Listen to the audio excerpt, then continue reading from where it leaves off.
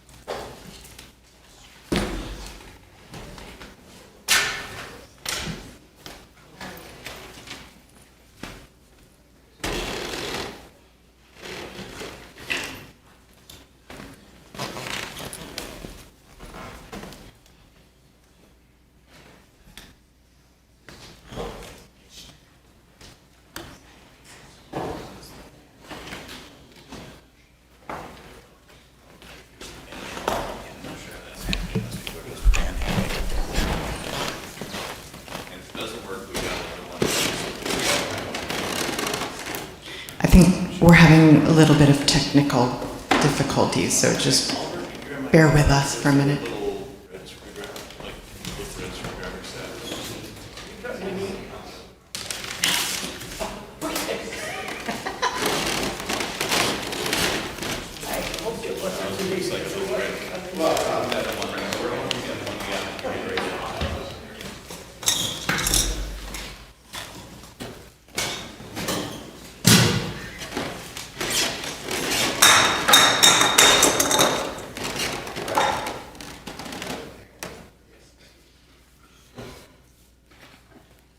Does anyone want any free hugs in the meantime?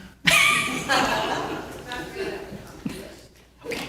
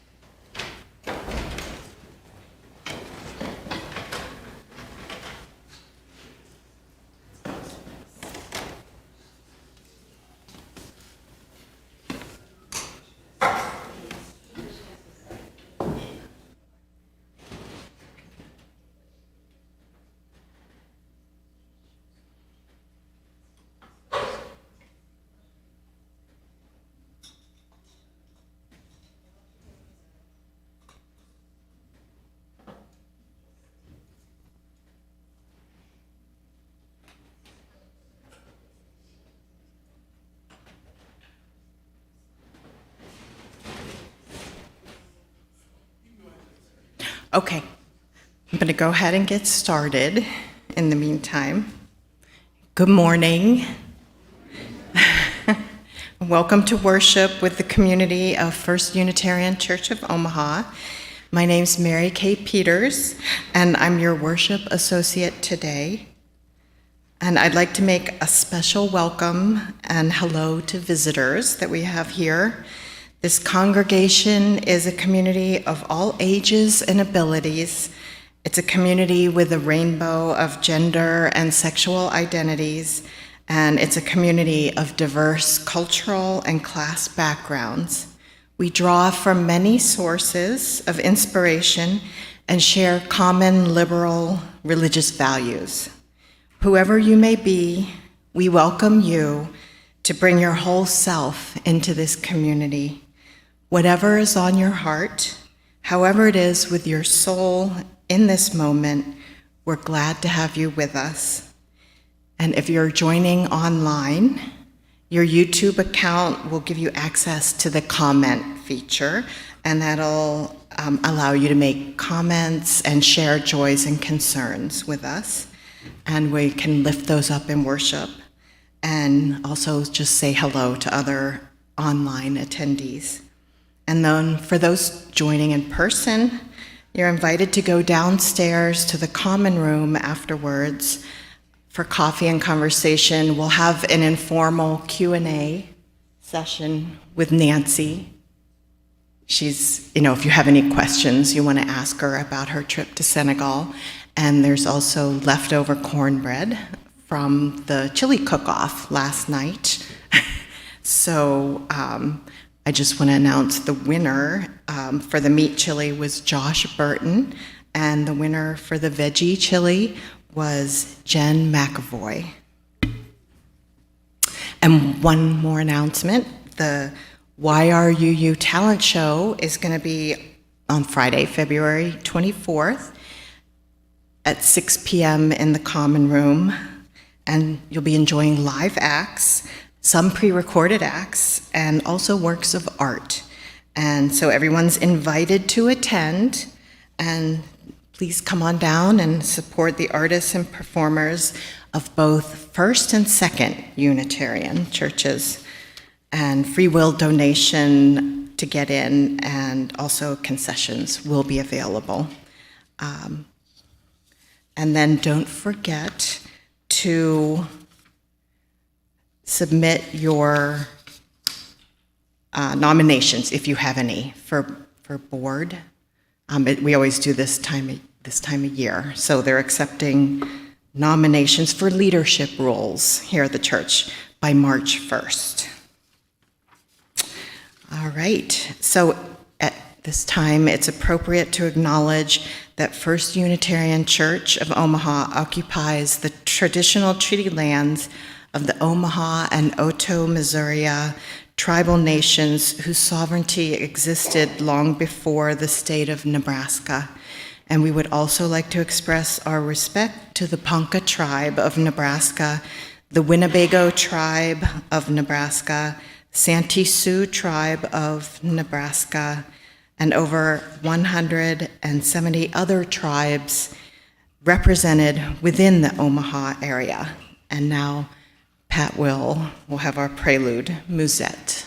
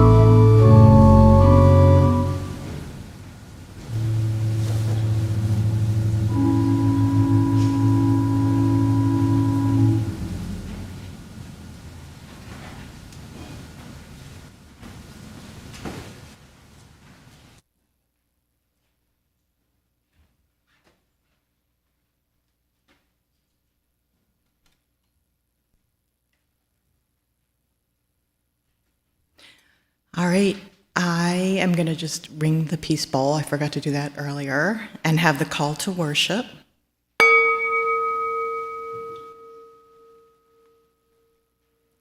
May we be reminded here of our highest aspirations and inspired to bring our gifts of love and service to the altar of humanity. May we know once again that we are not isolated beings, but connected in mystery and miracle to this universe, to this community, and to each other.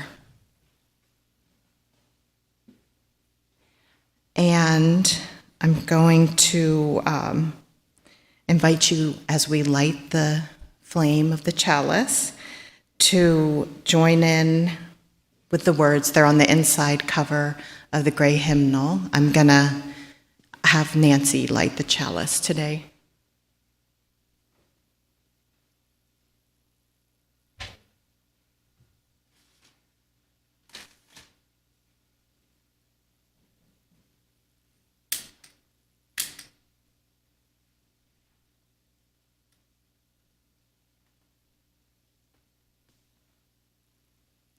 Spark of the Spirit, cupped in earth's embrace, light of love, alive in all creation, as we kindle this flame, we rekindle our connection to the sacred web of life.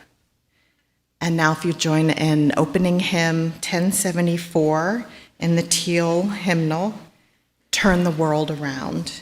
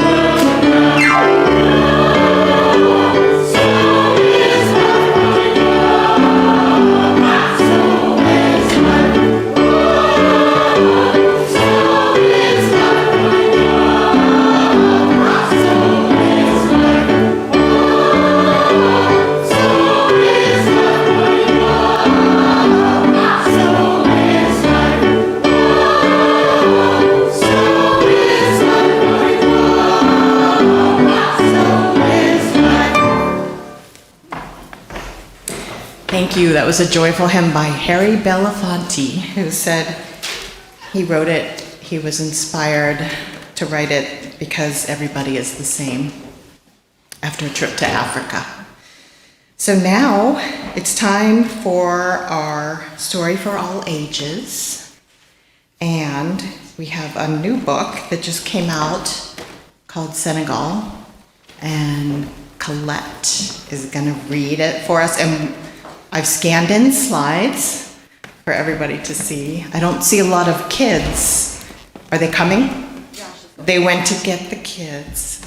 So we'll see if we can get the projector working.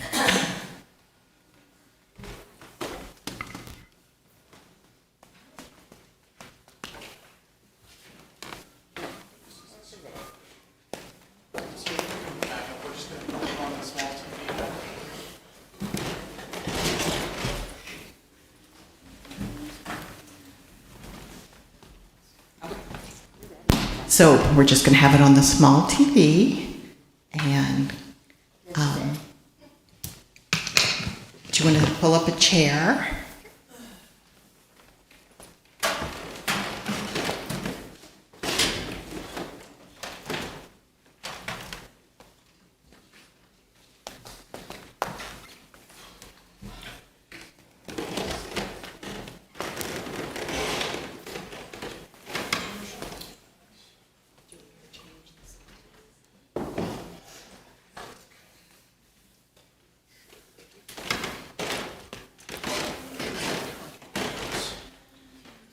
You know what, since there's only one child here, why don't we just read the book and we'll just go ahead and do it the old-fashioned way. Need a microphone. We can get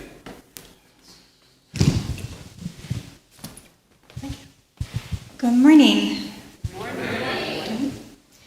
Okay, I'll try to hold up so you can see a few pictures here. We are reading Senegal on the Way to School by Anna Ogalas and Subi.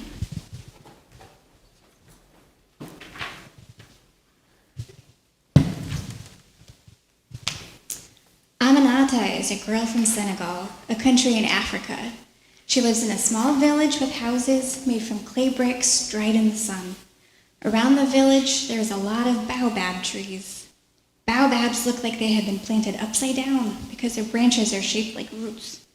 The trunk of the baobab tree can grow so large that a whole house can fit inside of it. Aminata's home is large, and many people live there.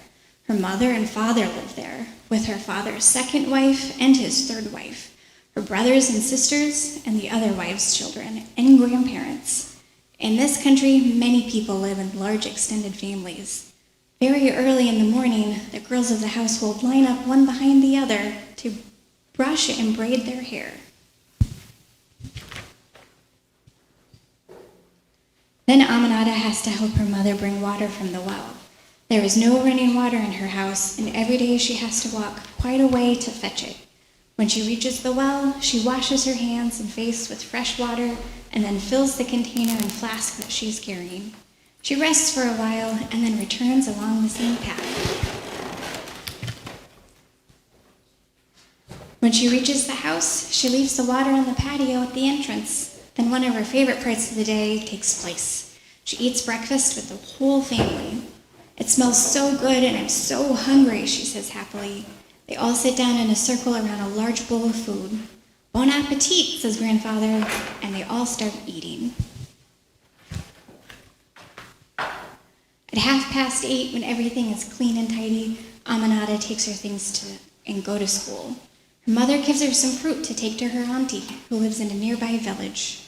She says goodbye to her family and goes to the corner to catch the taxi Bruce, the colorful van that takes her to school. Her brothers aren't big enough to go to school yet, but they are really smart. The taxi Bruce stops at the neighboring village. Today is a public holiday. Aminata gets to go off for a moment to give fruit to her auntie and watches the whole community preparing for the festival.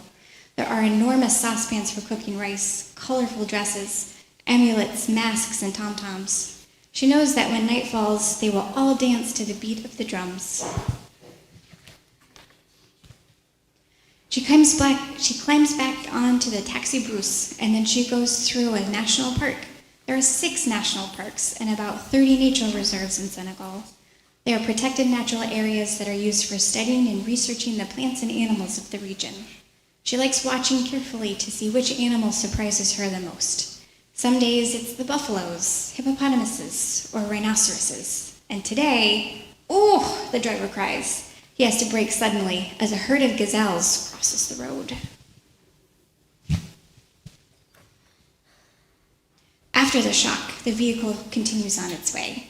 Just like every day, it stops in front of the Handicraft Center, where the sculptors are carving wooden figures. Aminata observes a craftsman who carves giraffes. He has a large collection. There are also craftspeople making batik. It is a technique for printing cloth using beeswax, which requires a lot of patience. The next stop is at the bus station. The taxi booth fills up with gas. It is jam-packed with people. Through the window, Aminata glimpses at women selling mangoes, bananas, pots and pans, sandals, peanuts, and everything she can imagine. They're going off along a narrow road when suddenly, oof, screech! The vehicle stops abruptly after a strong shake. One of the wheels is punctured. Everybody has to get out and wait for the driver to change it. Even with the new wheel, the taxi boost still won't work. Aminata starts to worry because she knows that she won't get to school on time, so she starts walking as fast as she can. When she has taken no more than a few steps, she meets Uncle Musa riding a bicycle. Although he's going in the opposite direction, he takes her part of the way. Aminata comes across a woman carrying her children on their backs on their way to work in the fields. She greets them in Wolof, their language, as she waves at them.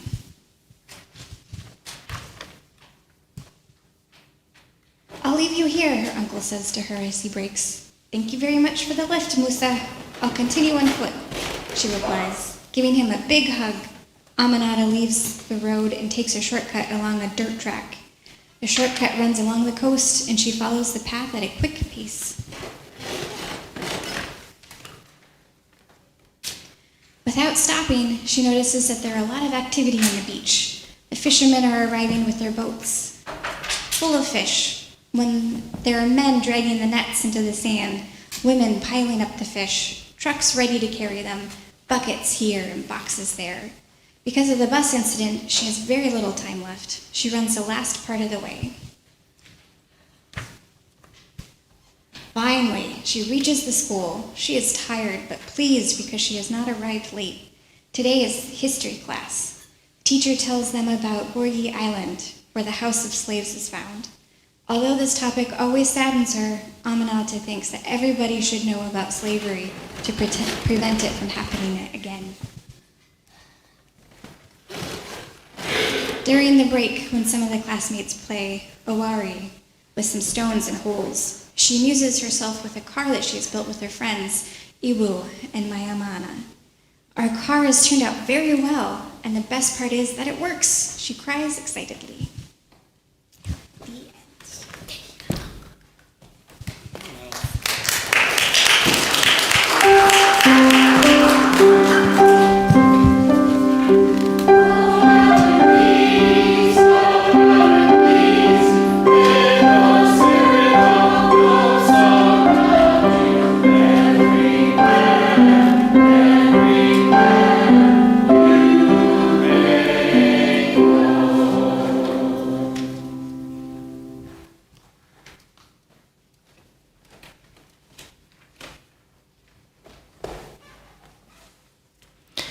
All right, thanks, Colette. That was actually a lot of different information about Senegal. I hope you guys could hear everything she was saying. I'm sure Nancy will probably touch on a lot of that information in her presentation because she saw all of that while she was there that kind of touched on everyday life for the people of Senegal.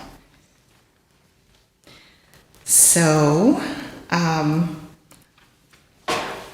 the next thing is just a quick stewardship moment, and I'm just gonna say a couple words because we're, this time of year, we kind of start getting ready to do our stewardship drive in March. So that'll be starting the first week in March, so we're just kind of preparing, and I just wanna talk for a minute about why stewardship is important to me. And so I give to this congregation with gratitude and respect for the community here. I celebrate my commitment to this community, and because giving is tangible commitment to the work of this congregation. All that we are, together and individually, is part of the abundance of this universe. We're made of stars. I think Reverend Sherry went into that last week, and we're going to talk about that a little bit more in March. We're also made of earth. All that we have comes from this earth. I believe that we're surrounded by blessing, by grace, and by possibilities. We are reflected in every other human being here. And so I say, let us celebrate our inner being with abundance and the practice of generosity, a generosity of spirit for this community and a generosity of funds for keeping this congregation alive and here for us. I think we're lucky to have a vibrant community and a settled minister like Reverend Sherry. And I also love our church building. I love being here in Midtown. I love the fact that our building's been here for a little over 100 years, and I appreciate that historic quality.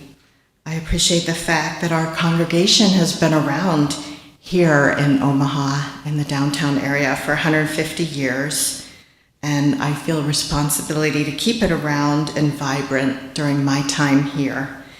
And so I ask that all of you join me in giving a gift of pledging this year to keep our community around.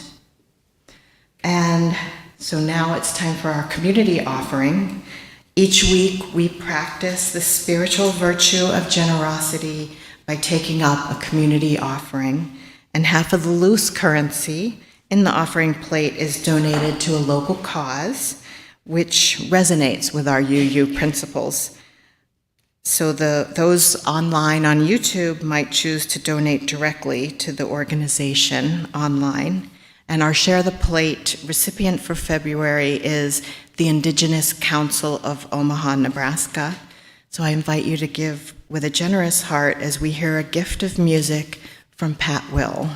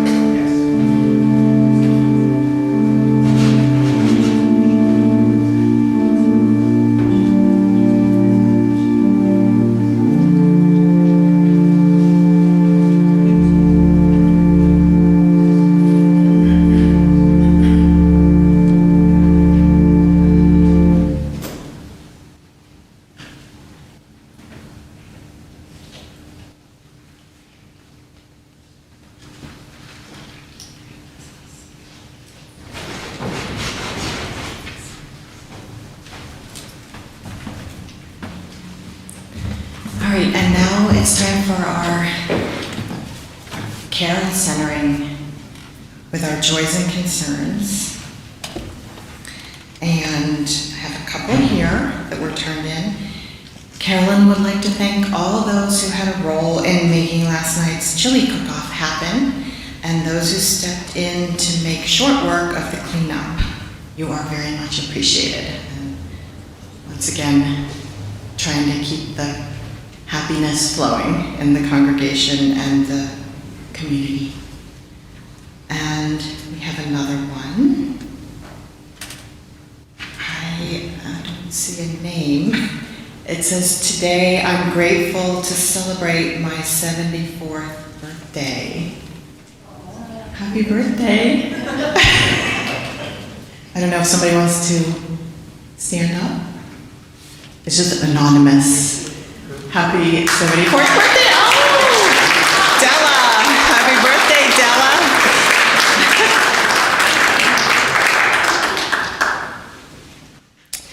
Della. Okay, and are there's some online?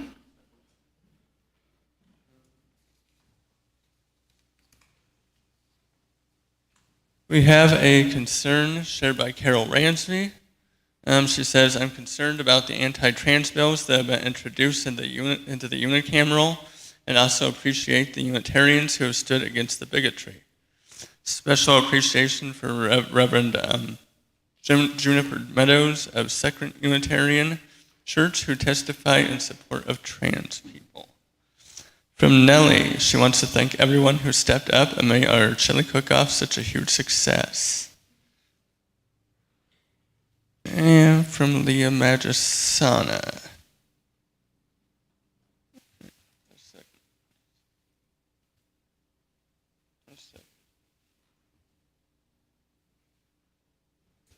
Leah says that River has had to withdraw from college and move back home because of health concerns. The situation is a physical, emotional issue. He could use the support of the First Unitarian family. So sending thoughts and prayers out their way. Ben Stallings says, hi folks, I'm down with pneumonia, but got out of bed today. So sending healing thoughts his way as well. And to Lynn Thompson, says she's sorry to miss the chili feed. Says they are sheltering at home because Tommy was diagnosed with COVID last Thursday. He's on Paxlovid and seems to be improving. She says she's keeping her distance, and just sending healing thoughts for them. That's it. I have a couple. My heart goes out and my heart hurts for the people in my hometown area of Pittsburgh, Pennsylvania, and over to the state line of Ohio for this tragic derailment of toxic chemicals that spilled, and we're just now finding out a lot more details about it. So this is a place where my parents are buried, and I have a lot of family and friends, and so my heart goes out to them, and I hope that the National Transportation and Safety Board will make recommendations to improve the brakes especially on train cars that are carrying carcinogenic, toxic materials used for plastics. And the last thing I want to talk about is Friday. The hearing was started for Tyree Nichols, who was a victim of police brutality, and the 5 former Memphis police officers all pleaded not guilty. They didn't have the nerve to look his mother in the eye, she said in the courtroom. And to celebrate his life, I have some pictures. He was an artistic person, moved to Memphis from California, was a father, and was very creative. So we'll just take a moment. I hope everyone can see the TV screen because our projector is not going to be working today. So just take a moment with me. We're going to just look through some of his photography.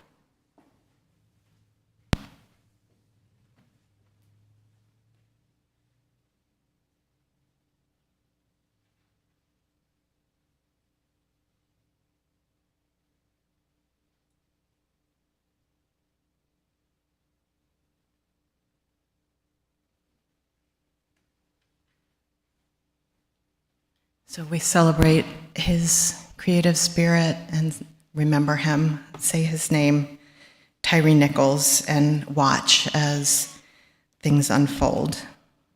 And so now we have a choral anthem. Sorry, guys. I Dream a World, and I will put the slide up.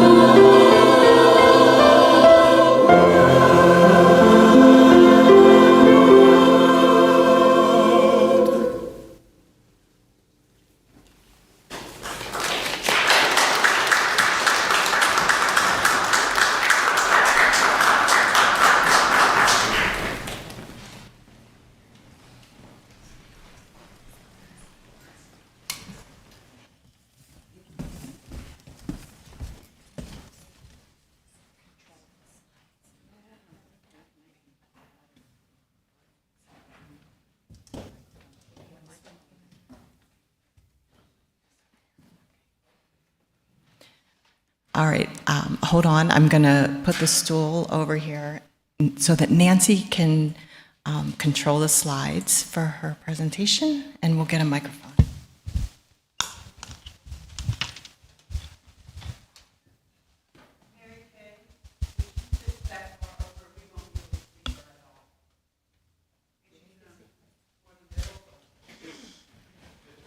Switch it over here. This is what I We can switch it over here if it would be visible from over. Yeah, this area. we'll kind of jiggle things around. Yeah. We'll make it work. I'm going to introduce while they're doing that. Thank you for your understanding. Lots of things have gone haywire today, so we appreciate all of you. Thank you. So today, our very own Nebraska certified landscape professional, Nancy Scott, who's been a member here for a very long time, and I really admire her a lot. She's going to talk about her experiences this past fall in Senegal with the Farmer to Farmer program, which is funded by USAID, that's the Agency for International Development, and non-governmental organization Winrock International. And Winrock is part of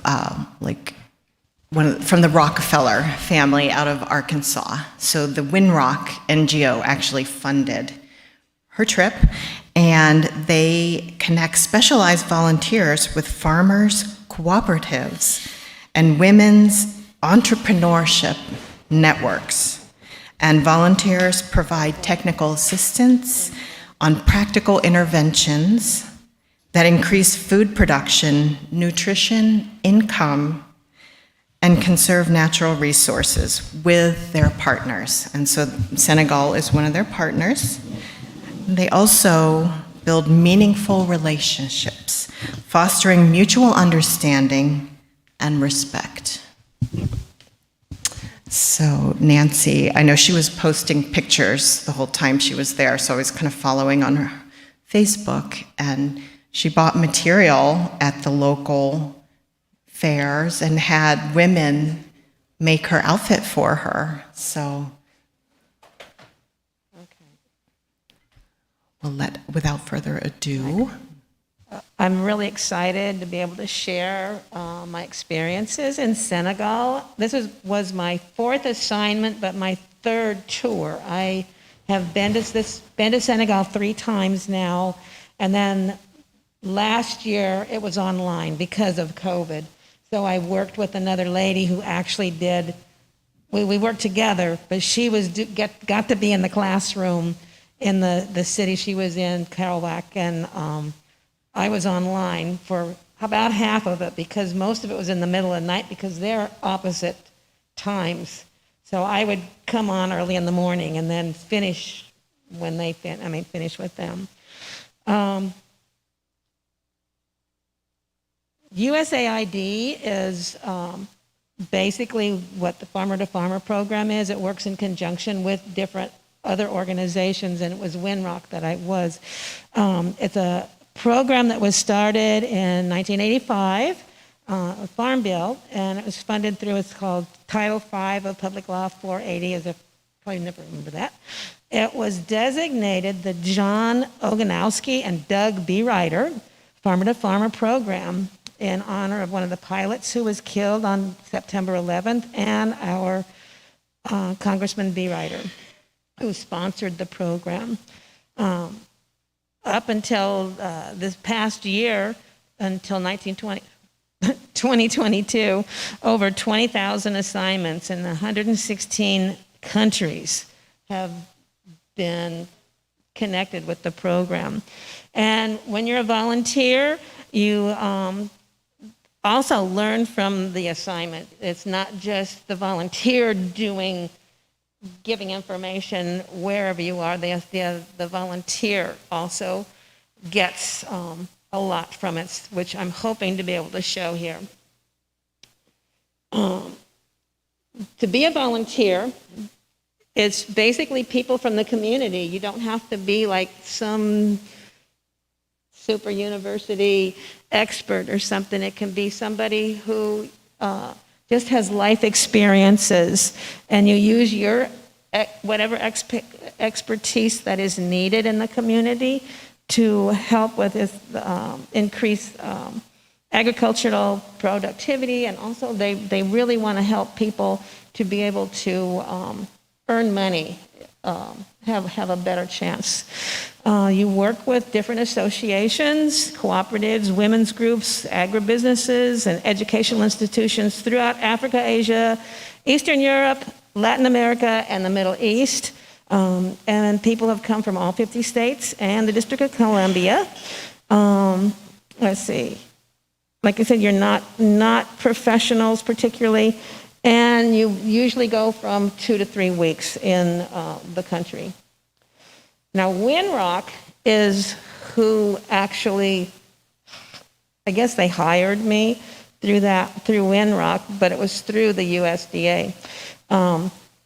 It provides, this was their mission, is to empower the disadvantaged, increase economic opportunity, and sustain natural resources. And it's a nonprofit. And to tell you a little about Senegal, it is on the west coast of Africa. And I try to take a lot of pictures, so if you can see it, I don't know if anybody can see it way back there. We were hoping for a big screen, but you can move up farther forward if you want to try to see the pictures better, because hopefully this is more of a picture show as well as information. Invite everyone to move so you can see. Okay, so one of the things that you want to see in Dakar is this amazing statue. It was done in 2010 and commemorating 50 years of independence from France, because they've been a colony of France all the way to them. And you can still tell it. The people, everybody speaks French, which I don't.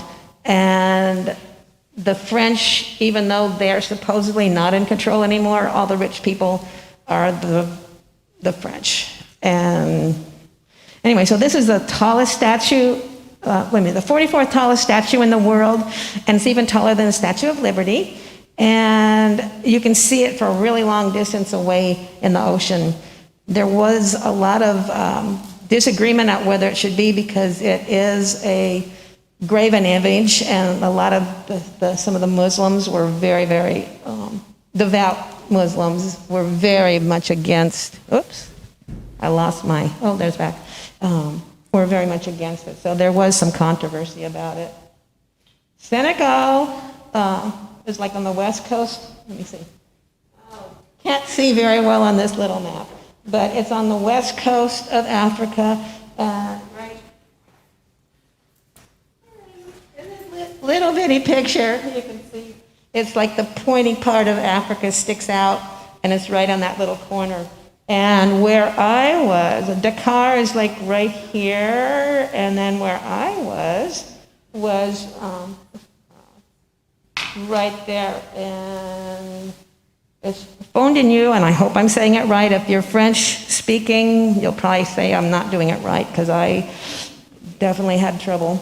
Anyway, so the Fondenu is a kind of a region, and there's also a city called that. And that's kind of where I was. And what's really, really interesting about this place is that if you can see the picture, these look like rivers, but they're not. It's the ocean going backwards. And so they call it the Ocean River, and they have tides, and every day, it's just as if you're on the ocean, even though you're not. And they have 2 seasons there. They have a rainy and a dry season. And the one thing I really, as an environmentalist, that I was totally aware of every single day was that climate change is real, and it's happening there. We might not be seeing it very much here, maybe some forest fires or something, and some strange weather patterns and stuff. But there, the tide, because I saw the tide every day, where Patrick is standing, if you can see way out here about maybe, 500 yards, are some little boats. Where those boats are, he said 5 years ago when he was there, that's where high tide was. The hotel is like at the edge of this picture.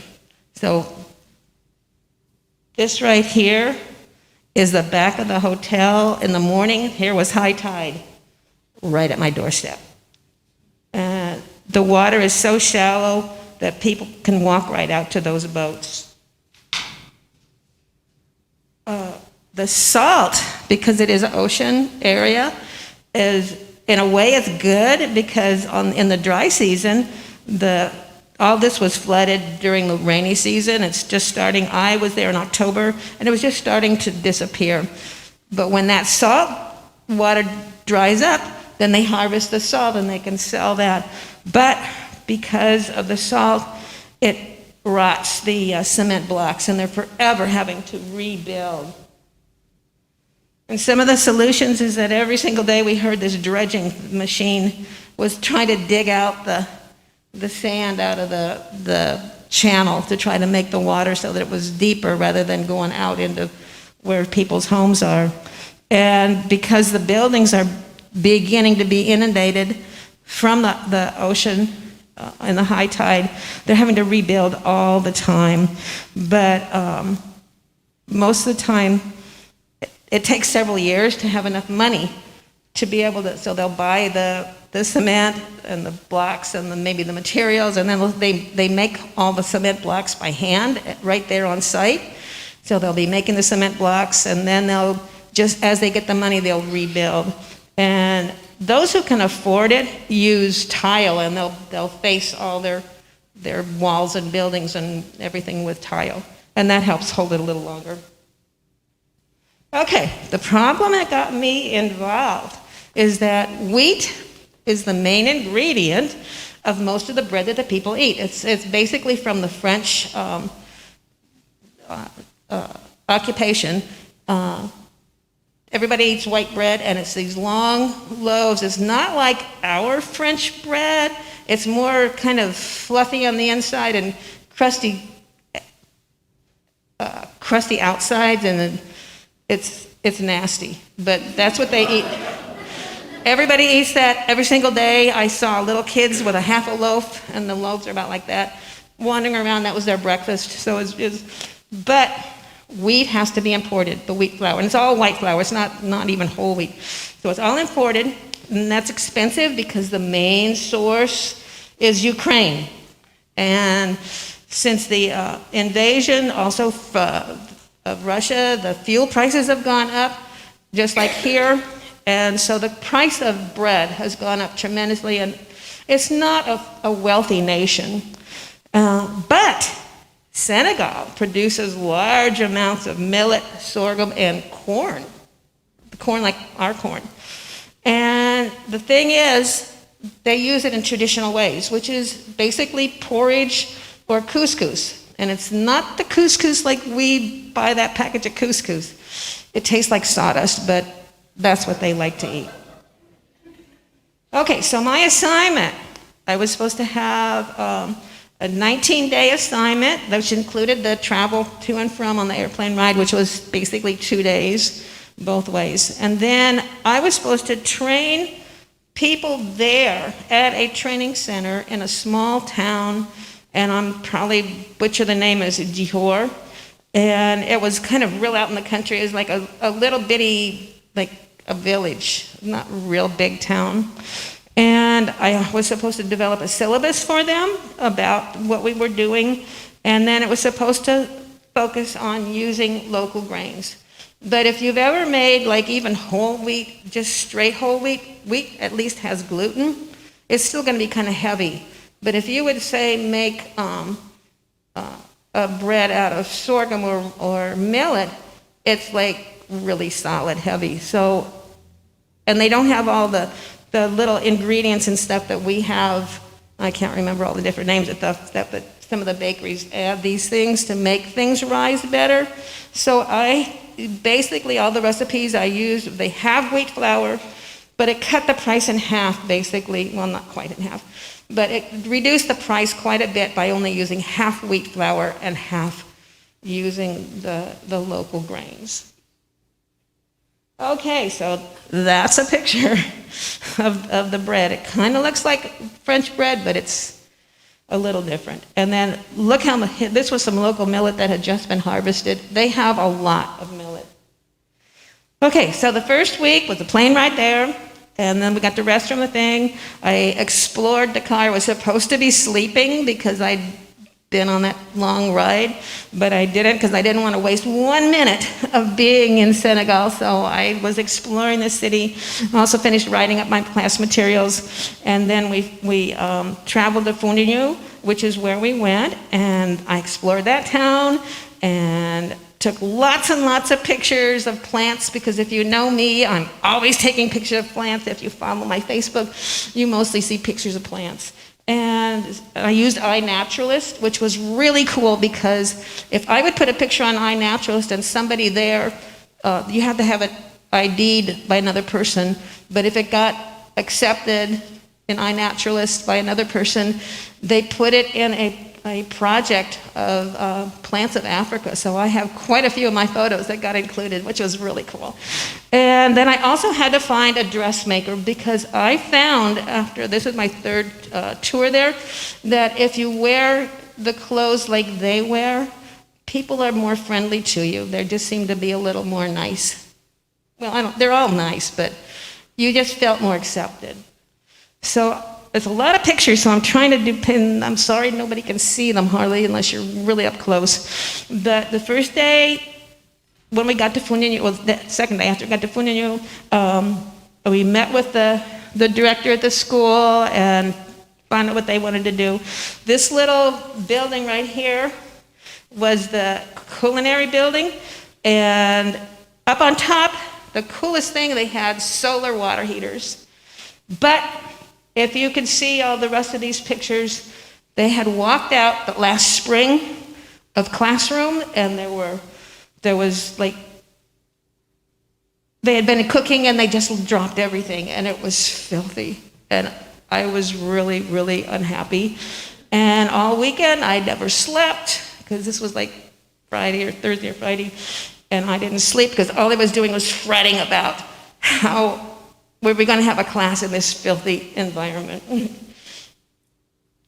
Okay, so then I went shopping, and so I looked for hot pads and towels and cleaning cloths and soap and bleach, and I didn't see a rolling pin, and all the baking pans were all dented, but I couldn't find any more baking pans or anything. So couldn't find rags or cloths or cleaning cloths or anything, so I bought some cloth at a fabric store, and I did find some soap and bleach. And for the rolling pin, I looked everywhere. Nobody had that because they don't use them. I went to a hardware store and was able to buy a broken handle of a tool of some sort, and I was able to cut it in 2 pieces and bought some sandpaper, and I started sanding it up, and then these 2 guys came by and said, "Oh, you can't be doing that." So they kind of have division of labor. Anyway, so 2 guys took away my job, and I had 2 beautiful rolling pins. Okay, so the problem that I found out was that, okay, so this is a small rural area, and people were still harvesting, and they really weren't ready to, and they were very poor. They weren't ready, and this is a free program for them, but getting there and having their young people or whoever wanted to do it get away from home because they were needed at home for the farm. And I mean, jump back 60, 70 years here, people were needed to be on the farm. That's why we didn't go to school, and well, the state fair too, but we didn't start school until after Labor Day, right? Today they started a month or 2 early. But people need their young people at home, so they hadn't had very many people sign up for the class. So my assignment, in addition to learning about the area and what kind of facilities and what type of things that they had as far as bakeries, was to also try to recruit. So the first place I went was a women-owned grain processing facility, and she hired only women, and you could bring your kids to work, which was really cool. And we sat around in a circle and we introduced ourselves and told each other about ourselves and stuff. And several of those women decided to join. The next one I went to was a Tapalapa bread bakery. She's a one-woman thing. She had this a very small room, maybe barely bigger than this little area up here. She had a wood-fired oven right here. She had bought an old used sink back in the old days, kind of a sink. Remember the big sinks that didn't have the 2 things in? It's just a big sink. And that's what she mixed her bread in. And then she put these 2 boards over it to keep it from the you know how you put a towel over your bread when you let it rise? So she had the 2 boards there so the air wouldn't bring cold air into her bread so it could rise. And then she cut it apart and began kneading there. And then on her final kneading table was over here. And she'd put that on, just make loaves and stick them into the oven. It was pretty cool. And her bread was good.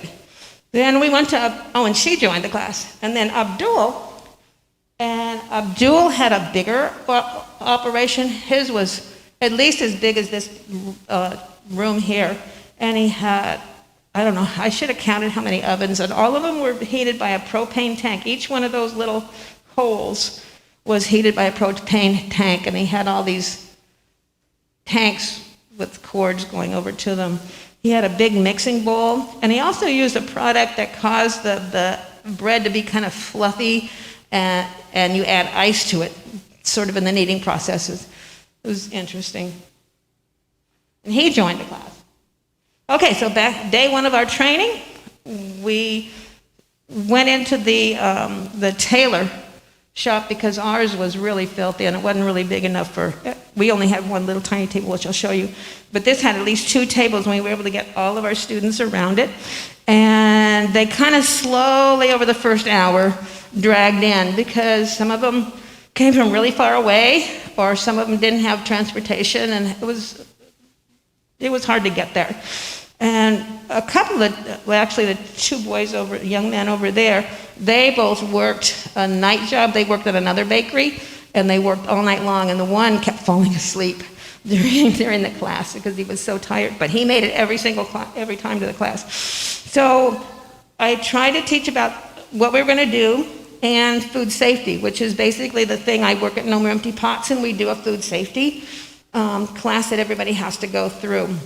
And I had to change it quite a bit because I knew that they didn't have all the facilities and all the things that we do. Like a lot of people don't have hot water, just different things. So I had to modify my lesson, and I already knew that. But some of the questions that I got were, well, how are you going to keep your food cool? I don't have a refrigerator. And another person said, oh, you're talking about all this baking and temperatures and all that. I don't even have a stove or oven. Because basically they have a little thing like this, and they put their pot on it, and they have either wood or propane that heats the pot. So I'm already having a little bit of cultural, I've messed up. Okay, so then I went shopping, and I needed flour, white flour, corn, millet, black-eyed peas was for the flour, which was a recipe I found for a tapalapa bread, yeast, baking powder, salt, sugar, oil, butter, peanut butter, and you couldn't buy you couldn't buy the flour except for the white flour. You couldn't buy it, so you have to go to the miller and go and have all the grains and beans. I had to have everything ground for me, and I had to buy that. And the other thing I needed was propane, because the stove, it was an oven that looked a lot like our ovens, but it was heated by a propane tank like you have for your barbecue grill. But I went to so many different shops and stores and places, and nobody had.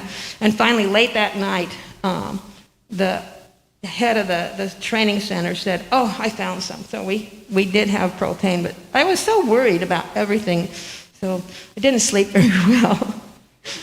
Okay, so the first day we started out, and that whole building was filthy, and so the students learned about practicing sanitation and using bleach, so we got to be practical on some of my sanitation lesson. And then learning to use this oven. We had the propane, and it kept going out. And there were 2 fires, and I thought it was like ours, a broiler and an oven. But they had different ideas, and everybody was arguing about what the 2 different, and that you should put the one on first and then the other one. Anyway, so I just let them do that. Okay, so the first thing we learned on that day was about yeast doughs. With the rising and everything, and have to knead it, and everybody learned how to knead. And then quick doughs are like biscuits and cornbread and all that, using baking soda and baking powder. Oh, and they learned how to make braided bread. I thought that was fun. So then we made biscuits, and nobody had ever had biscuits before. So that was kind of a fun thing. But we only had this one little table that had lots of knots in it. You could tell it was like a tree that they had just made a big board out of. And that was our table. And it wasn't really big. It was maybe from here to you. And not real wide. And we had 17 students and 2 translators and me and my computer and everybody's notes. And we were cooking on that one little table.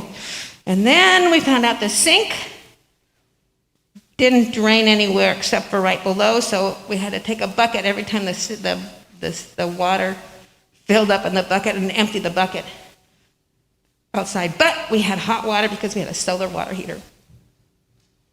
Okay, that oven was a real challenge, and things got kind of burnt, but I had also bought butter, and everything tastes better with butter.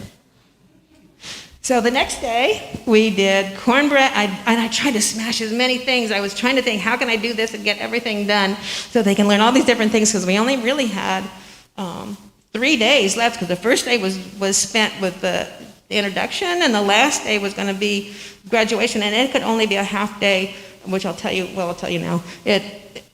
Friday is prayer day, and so we had to be done by 11 so they could get home for noon prayers. Anyway, so we did cornbread muffins first, and the muffin pans were weird. Anyway, so then I put in egg noodles, and we used tapalapa, and I used it with millet, wheat, and also the black eyed peas and peanut butter cookies. So I did all that in one day. So cornbread, they're used to only using corn as a cereal, like to make like a porridge. So that was that was a new experience for them. And so also they also use corn, like fresh corn, but they only use like field corn is the only corn. They don't have sweet corn, and they don't have popcorn like we have.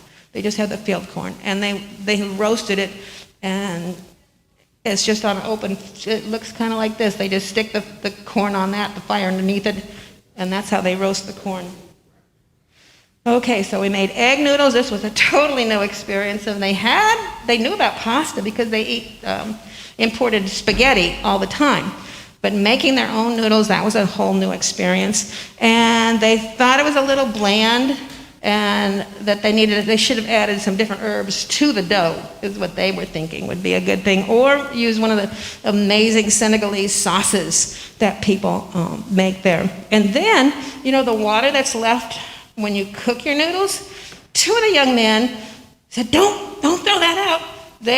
We took the noodles out, and they took it and added sugar and made this amazing drink that everybody loved. So everything was used. It was pretty cool. Peanut butter cookies, that's something they'd never had, but peanuts is a major crop all over Senegal. Everywhere I've been, peanuts have been a big crop.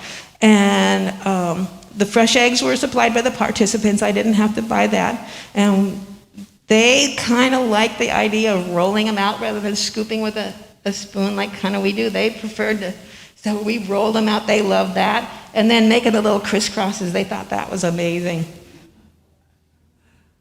And then the tapalapa bread, we used black-eyed pea flour.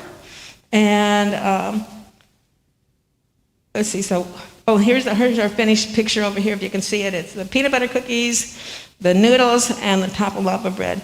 But the tapalapa bread had millet, corn, the white wheat flour, and the black-eyed pea flour, and it was really, really good. And they had never, some of them had heard of it, but most of the people had only heard about making bread out of white flour. So that was kind of an interesting new thing for a lot of them. Okay, then I tried to bring some Nebraska culture. So we did runzas and pizza. And then one of the things that being a vegetarian for a really long time, I've been making chocolate bean cake. And you can use any kind of beans. You can use red beans, black beans, and I use black-eyed peas because that's what they grow there. And they don't have, the first thing we did was prep the vegetables and make the dough. And then we made the cake while the bread was rising. And like I said, back home, I made the bean cake, but I always just buy canned beans because it's convenient, and then ash the beans, and then you put the cocoa in it. Well, I had to buy black-eyed peas and have the miller grind them. So we made a flour, like out of the flour, and then we cooked it the night before, and then we used a chocolate drink mix. Was the only chocolate I could find. I couldn't find cocoa anywhere. So we used a chocolate drink mix. I had no idea how much I should use, but we dumped a whole bunch of packages of chocolate drink mix in there. And the day before, we'd done the noodles, and the lady had brought eggs, and so she said, well, I'm going to take them home, or then another person said, I'm going to take them home because we need to be refrigerated. Well, her refrigerator was too cold, and so we had frozen eggs that we had to kind of break apart and kind of wait till they warmed up a little bit, but that was fun. And then we checked, all my helpers checked the oven a little too many times, and if you've ever opened the oven at the wrong time when you're baking a cake, it would look gorgeous at first. It was all poofy, and it was totally sunken and gooey. I mean, we kept cooking, and it finally got kind of real well done on the outside. It never did get done. So I thought it was a flop, but it was the first time they've ever had it. They liked it. Okay, then we made the runses, and everybody had a really good time making the runses and putting the filling in. And then we did the pizza, and then there was a little bit of dough left over, and my two guys that work at the bakery, they were just so imaginative all the time. They were like the best. They really didn't like to be in with all the ladies, so a lot of the time they would be right outside the door and kind of hanging out. But when it came to they had all the extra dough, so they made these treats we had some brown sugar, and I couldn't find cinnamon. I wish I could have found, I didn't, but they said if I'd have thought of it in Dakar, I could have bought some cinnamon, but they just used brown sugar and butter, and they made these delicious little buns and stuff. But everybody liked the pizza, and the thing is, pizza is available in the big cities like Dakar, but where we were, that's not something that's available. So it was a new experience for almost everybody. Okay, the last day, like I said, they could only go until 11 o'clock, and so we just did a review, and we met over in the tailoring building again. And before I left, I had asked a lot of my friends if they would please give me some small things out of their, like you have your kitchen drawer and you got like extra junk that you didn't need. So a whole bunch of people gave me like, a garlic press and measuring spoons. And so I had a whole bunch of different little things to use for gifts. And one of the businesses near me had pizza rollers that he had with his name on it. So we used the pizza roller as a cutting thing. We had knives. We had just different things that I had given out through the week. But then at the end, we did a little game, and then everybody got some cool prizes. Also, I made a salve that I used from our native sage that, like, you burn for Anyway, so we use that sage because when I work at the Nebraska Urban Indian Health Coalition, and we use it there to make a salve for healing skin wounds, and so I made a salve, and I gave everybody a little thing of salve that I had made that came from Nebraska, from native plants here, so that was kind of fun. Anyway, so then we had our graduation day, and that was the end. Then we still had some more days, and so it was the education of Nancy now. So what I got to do was I got to go back to the training center and learn about the horticulture program there, because they knew they could tell me, always taking pictures of plants, that horticulture was my real thing. So I got to see the horticulture program. Intercropping was a really big thing. Like, they had the African eggplant, and then they put fig trees kind of in between it. which was one little section I thought. They had, right here was he had some seedlings of a tomato that he was doing some testing on. And it's really hot there, so this was his method of planting the seedlings so they wouldn't get too hot in that, because it's like 100 degrees or more, 120 degrees sometimes. It gets pretty warm. So that was his method of growing baby seedlings. The coolest thing about that they're proud of is that they have a solar water system to bring water up to another well from farther away. So they have this solar system of moving water, but they don't have irrigation like what we do of the watering automatically. They still watered by hand. And then there were little fish and like plants and things growing in the well water. So that one they didn't drink out of, but a lot of the wells I saw, it looked the same and they drink out of it, but they did have to water by hand. So I thought that was interesting. And my camera heated up too much on my phone, and I couldn't take pictures. I was trying to get pictures of the chemicals that he was using. I was trying to find out if he did any kind of thing organic, and the only thing he could think of that he did is they use the neem tree, which grows everywhere. And the neem tree, he would just take a bunch of leaves and boil it in water, and then spray it. No measurement or anything. And he didn't really know the names of any of the insects or problems or anything. So they just had these big bottles, like gallon-sized containers of chemicals that didn't smell good. And I didn't get a picture of it, but that's what he used. Like if you see a problem, he'd spray it. So they really need a little more training, I think, in my opinion. But I went to the market in the city. Every town has 1 day a week. They have this big market. They have little markets every day, but 1 day a week, every major little town has a market. And so I went to the market and I took pictures of some of the chemicals that they had for sale. Okay, then the next one is I got to go to a woman-owned poultry operation, and they were trying to. The thing about Senegal, they're really trying to encourage women-operated businesses. Women are still not at all equal, but they're really trying to push helping women get established in businesses and stuff. So this was a poultry operation. It takes 2 months. They buy the chicks, day-old chicks, and then they get a little bit bigger, and they put them in this little pen. And then when they get bigger, and if you could see closer, most of them have been pecked and have like no feathers on their butt. If you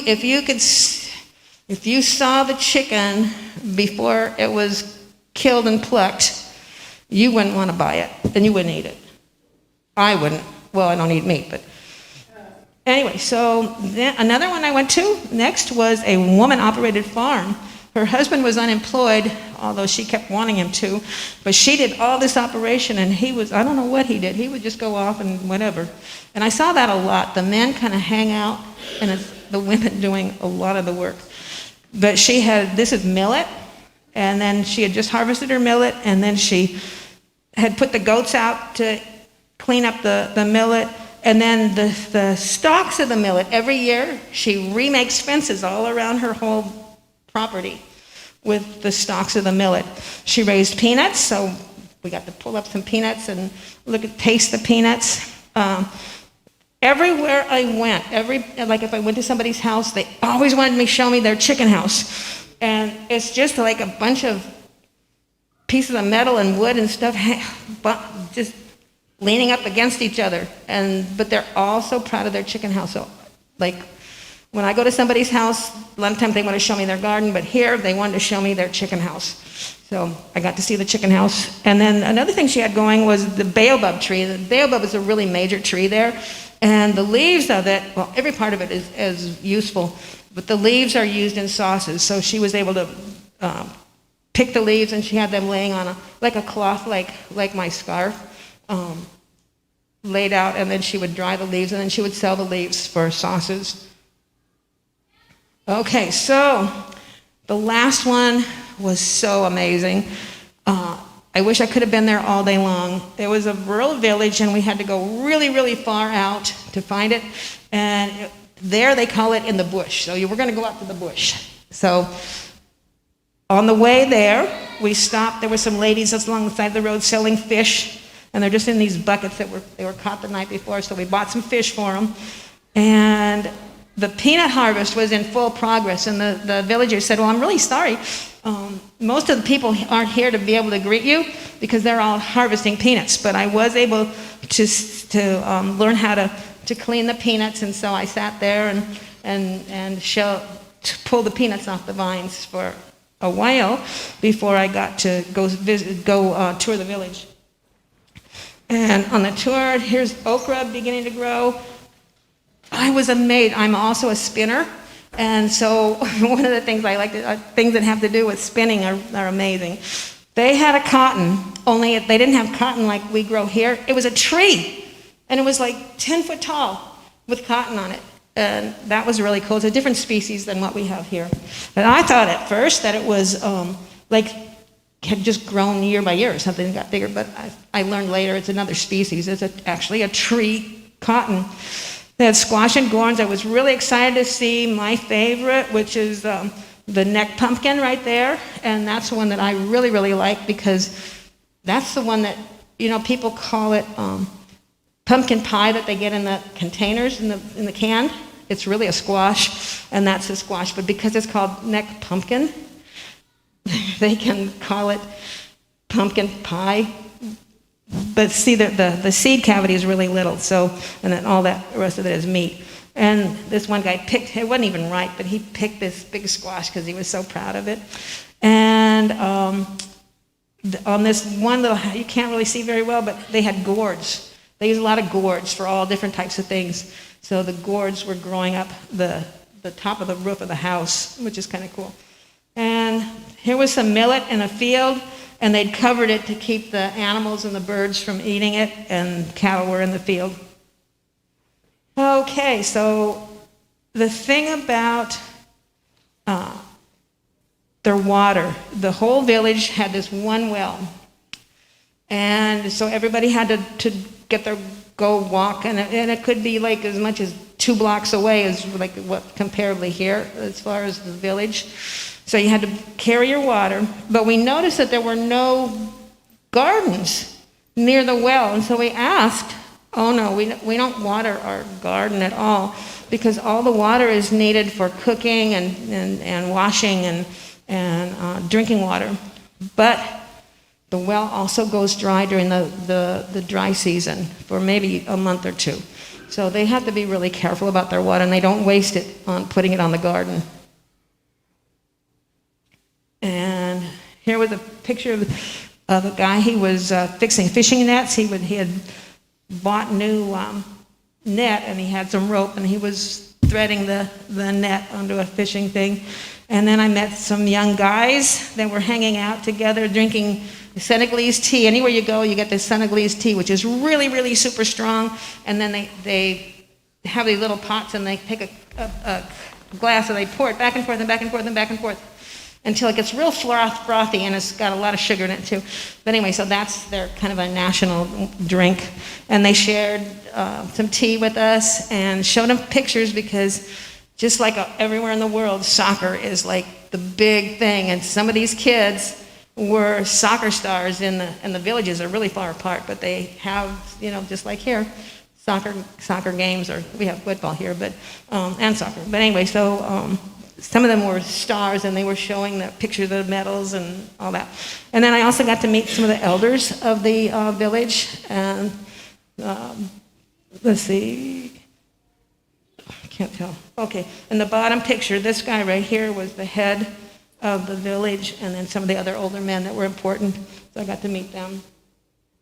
And then I would have liked to stay there forever, but I had to go because we had another thing to go with. And that was a training center. And I had been at a training center in a rural village, but this was in the town, and I'd seen it, gone by it.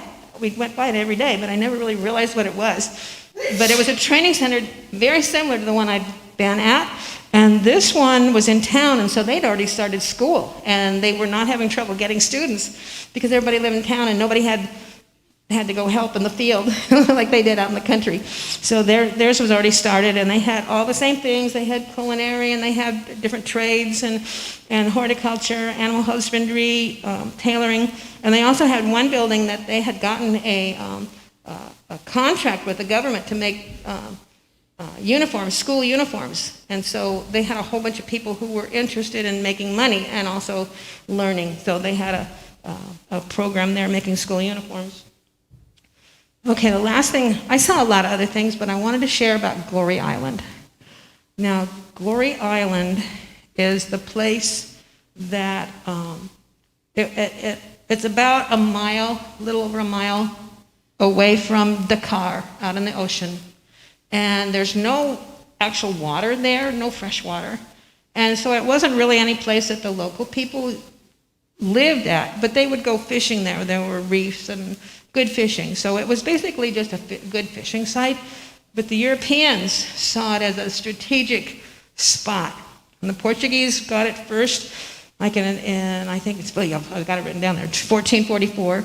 And then that's a little bit after that is when the slave trade started. But then all these other countries, like the Dutch and the English, all fought each other, and there were wars over this little bitty island, over control of it, and because it was so lucrative, because they would go and kidnap people from the main Africa, and they said over 20 million people, they call them slave, but I call them kidnapped people, passed through there between the mid-1500s and the mid-1800s. And after I left, going through there, I was very shaken. Okay, so up here on the highest point, they have this telescope that could go 360 degrees all around. They could see for if any ships were coming in. Then they have this giant cannon that could go and, hit any ship. There was even a ship, there were some buoys. We had to go around when we got there, going there, because there was an English ship that was still sunk that they'd never recovered in the water, and you might hit it with the ferry. But anyway, now it's basically a tourist trap. There were all kinds of, like this guy here is making these sand paintings and stuff. But there were restaurants and all kinds of things. But the House of Slaves, they used to be a whole row of them, but most of them now are homes for rich people who live there. But they have one that they've set aside for people to visit. And when you first enter, this right here is what you see. That you see this light of a doorway, the ocean, and these stairways that go upstairs. The whole bottom is where the kidnapped people were taken. And they're little, like 8 to 10 foot rooms, and people would be smashed, maybe 20 people into one little room. This was a big room here. This was where the young girls were taken. And most of the time, they were allowed to go out of the room once a day. Can you imagine only going to the bathroom once a day? So the smell must have been awful. They got to go out once a day to do that. And when they did, I was asked, well, how come they didn't fight? Why didn't the men do something? Well, they would take these chains that were connected to your arms and your legs, and there was like a 15-pound rock that you had to hold. You couldn't just let it go because you'd hurt your arms. They had to carry this rock when they went out of that little room. And this little bowl here, that's how they would make a communal meal, and they just put it in the room for people to eat. But this room right here was where the girls were, and they had this little trench here where they could go to the bathroom whenever they wanted to. And then the girls, the Europeans would be up there in that top part, and they'd pull the girls up to, the guy said to have sex with them, I said to rape them. But anyway, it was, okay, so they spent there whatever time, and when a ship would come to get people, there was a hallway here and a hallway over there, and they would go 2 by 2, and they had to go on this plank to little boats that would go out to a ship, and it was called the door of no return because nobody ever came back. And you could either walk that plank to the ship. If you tried to jump, there were sharks down in the water. So anyway, I was very shaken by the whole thing. But anyway, so two of my favorite photos, this was a picture of a little boy dragging it was a little soda, like a soap bottle, and they had bottle caps for the wheels, and that was a toy. I didn't see a lot of toys there. I did see, back when my dad was a little boy, they had that wheel that they would push. I saw a lot of little boys doing that. I didn't see any dolls or anything like that. I did in Dakar, but I didn't see anybody, mostly like little girls, they were just helping their moms. And then this was outside my hotel, going there. And I don't know how the time is. Can we just, let's kind of wrap it up, and then if people want to stay and ask questions or hear anything extra, we can do that. And do we want to just sing the garden song? The choir got it ready for us. Okay, so. Thank you.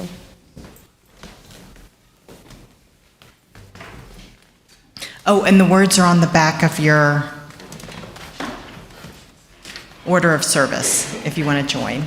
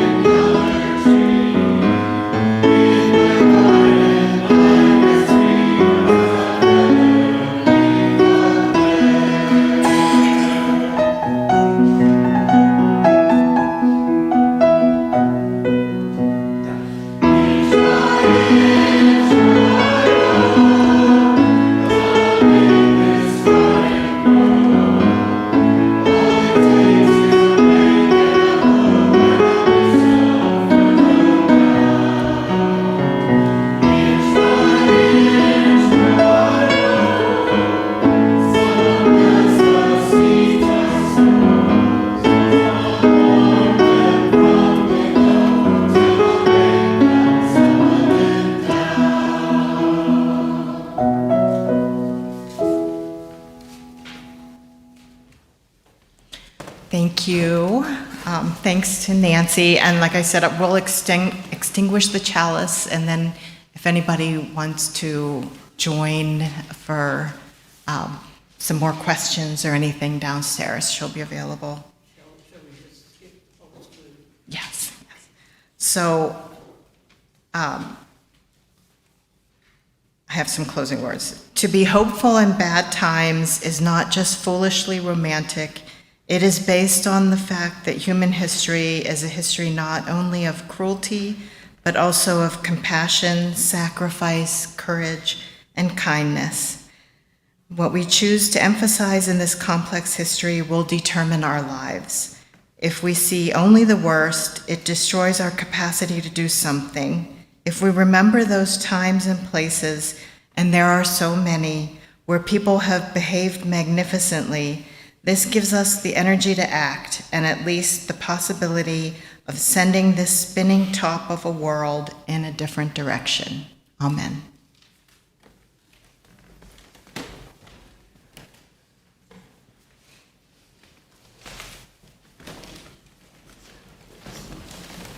Thanks everyone for coming, and maybe I'll see you downstairs, and have a good day, have a good week.